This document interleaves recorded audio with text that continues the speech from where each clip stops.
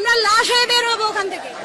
বহুত সুযোগ ছিল পিছনে ফিরে আসার, এখন আর পিছনে যাওয়ার রাস্তাই নেই। পিছনে পুলিশ আর সামনে স্বাধীনতা। অবশ্যই আমরা সম্মানের সাথে মৃত্যু গ্রহণ করতে রাজি আছি। সরকারকে আমার একটা প্রশ্ন, আমরা যদি যারা আমরা তো হাতে অস্ত্র নেই নাই, আমরা খালি লাঠি আর ইট নিয়ে নামছি, আপনারা tear shell, rubber bullet, original bullet, বোমা, যে যা পারছেন রাইফেল নিয়ে নামছেন, আমাদের হাতে যদি অস্ত্র ওঠে আপনারা কি বাঁচবেন? একটা 4 কোটি রাজাকারের হাতে যদি অস্ত্র ওঠে আপনারা কি থাকতে পারবেন? আপনারা মাঠে আসতে পারবেন?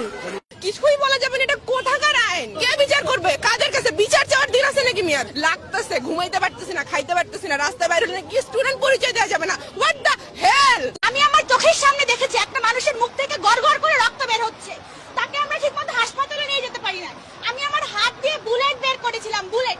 এটা আমার স্বাধীন দেশ, আমার স্বাধীনতা কোথায়? একটা সাধারণ আন্দোলন যেখানে আমরা শুধু মত প্রকাশ করতে চেয়েছিলাম, একটা সাধারণ, একটা নিরস্ত্র আন্দোলনকে রণক্ষেত্রে পরিণত করেছিলেন। এত মানুষ